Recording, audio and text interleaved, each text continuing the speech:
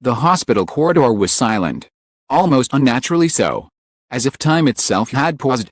Only the faint hum of fluorescent lights and the distant beeping of medical equipment broke the stillness. Then, suddenly, a muffled cry, a sound that carried both love and unbearable pain, pierced the air. Nurses turned their heads. A few patients peeked from half-closed doors. But no one dared to intrude.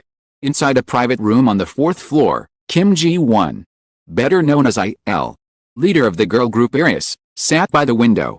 Her freshly shaved head glistening under the pale morning sun. She wasn't hiding it. She wasn't wearing a hat, a scarf, or even a wig. It was a statement, not of defeat, but of defiance. Yet behind the brave image she tried to maintain, her hands trembled as they rested in her lap. Just 3 months earlier, she was still performing under blinding stage lights. Her long dark hair flowing with every move. Her voice filling concert halls. Fans knew her as radiant, unstoppable. The heartbeat of IRRIS. But this morning, she was simply G1, the young woman facing a fight for her life. In the corner of the room stood a man. His head was bowed. His hand gripping the wall for support. To the world, he was a close friend who rarely appeared in public with her. To her, he was something far more, someone whose presence felt like an anchor in a storm. But moments earlier, when the doctor had uttered the words acute leukemia and explained the aggressive chemotherapy ahead, he had turned pale, swayed, and collapsed to the floor. It was so sudden that the medical staff rushed to him first before returning their focus to her. Even now, she wondered what exactly had passed through his mind in that instant. Her symptoms had begun quietly. At first, she blamed the pounding headaches on her busy schedule, the sensation of her heart beating at the back of her neck, the breathlessness after climbing just a few steps. These seemed like signs of exhaustion, nothing more.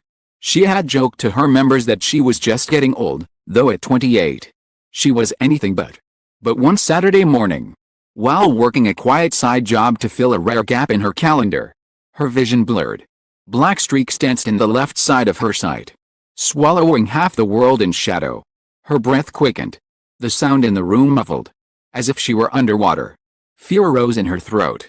She excused herself, left mid-shift, and went straight to the nearest clinic. The doctor there looked concerned almost immediately. A blood test was ordered on the spot. The results came back in minutes, and the numbers made his expression tighten. White blood cell counts far beyond the normal range. Without wasting time, he wrote a referral and told her she needed to go to a larger hospital immediately. That was where her world truly began to tilt. University Hospital. More tests confirmed the suspicion. The oncologist was gentle but firm as he explained her condition. Acute leukemia. An aggressive cancer of the blood and bone marrow. He would need to start chemotherapy without delay. Sitting beside her during this moment was the man who would later faint. His hand had been on hers the whole time, tracing absent patterns on her skin. She had leaned on him then. His strength was unshakable. But when the doctor began to describe the side effects, the nausea, the risk of infection, the inevitable hair loss, she heard a sharp intake of breath from him. Minutes later, after the consultation ended, he stood, took a step toward the door, and crumpled. She told no one about that scene except her family. Fans learned of her illness in a controlled announcement weeks later. By then, she had already completed her first round of chemotherapy. It had been worse than she imagined. Metallic tastes that wouldn't leave, exhaustion that weighed on her bones, nights of shivering beneath hospital blankets, and the hair. First, it was a few strands on her pillow, and clumps tangled in her fingers as she brushed it. She tried to hold on, to pretend it wouldn't all go. In the morning she looked in the mirror and saw the uneven patches. That day, she called a stylist friend. The day used for the shaving was quiet except for the click of the door and the hum of clippers. She sat in the chair, locked on her own reflection. The first buzz sent a shiver down her spine. The man was there again, leaning against the wall. She caught his reflection in the mirror, his jaw tight, his eyes glistening. When it was over, she ran a hand over her bare scalp. It felt alien, but also strangely freeing. Now the world sees the fight I'm in, she whispered. After that, she started to post occasional updates on social media. Photos of hospital meals she was reading. A window view from her room. One of her with her shaved head went viral. Messages poured in from fans. fellow artists, and strangers. Words of encouragement, prayers, art, and letters from other cancer survivors. She kept most of them by her bed. Boyfriend, or at least, that was what she thought of him privately, visited whenever he could.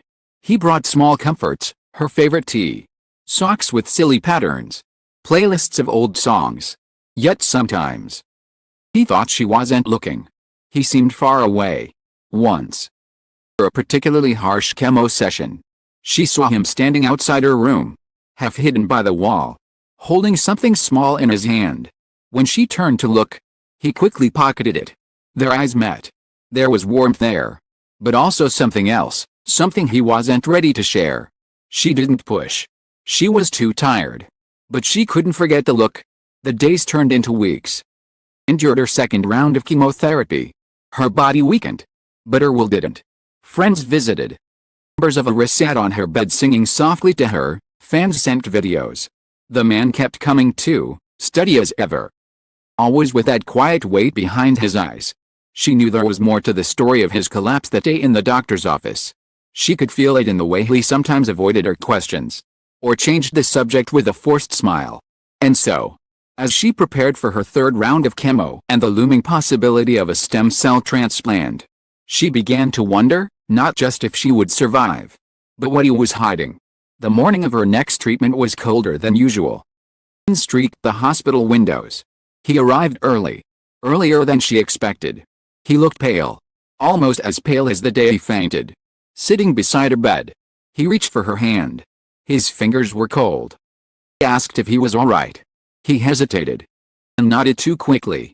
She didn't believe him. She let it go. She thought perhaps the truth, whatever it was, would come in its own time. Later, the time came. It wasn't planned. It wasn't some dramatic confession under perfect circumstances. It happened because the human heart can only carry so much before it spills over. The transplant date had been set. Doctors spoke of a matching donor. Someone anonymous.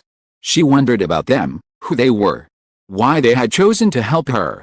She never thought to look across the room at the man she trusted most. On the day of the procedure, she was prepped early. The donor's cells would be transferred into her body. Nervous, but determined. When she woke after the procedure, the first thing she saw was him, slumped in the chair beside her bed. Dark circles under his eyes. His hand still wrapped around hers even in sleep. She squeezed it gently. His eyes opened. And then, finally, the truth. "It was me," he said, barely above a whisper. "I fainted that day because the doctor told me I was the match. I was scared you'd refuse. Scared I wouldn't be strong enough. I didn't want you to know until it was done." Her breath caught. Tears blurred her vision. In that moment, every unanswered question, every strange glance, every pocketed secret made sense. She reached for him, pulled him closer, felt his heart beat against her own. "Gave me more than your love," she whispered. "You gave me a chance to live." They sat like that for a long time, saying nothing, letting the truth settle between them. Outside, the rain had stopped. Light filtered into the room, catching the fine regrowth on her scalp. Promise of what was to come. Recovery would be long. There would be more battles ahead. But in that moment, there was hope. And in the end, hope was enough to carry them forward. Her hair began to grow back slowly. Soft at first, then thicker. She returned to social media with cautious optimism. Fans rejoiced at every update. And when she finally stepped back on stage, months later, under lights that felt warmer than before, she wore her short hair proudly. A crown of survival. Where in the crowd, he stood watching, tears in his eyes, knowing they had faced the darkest days together and emerged, not unscarred, but unbroken. Love, she thought, doesn't just heal. Sometimes, it saves.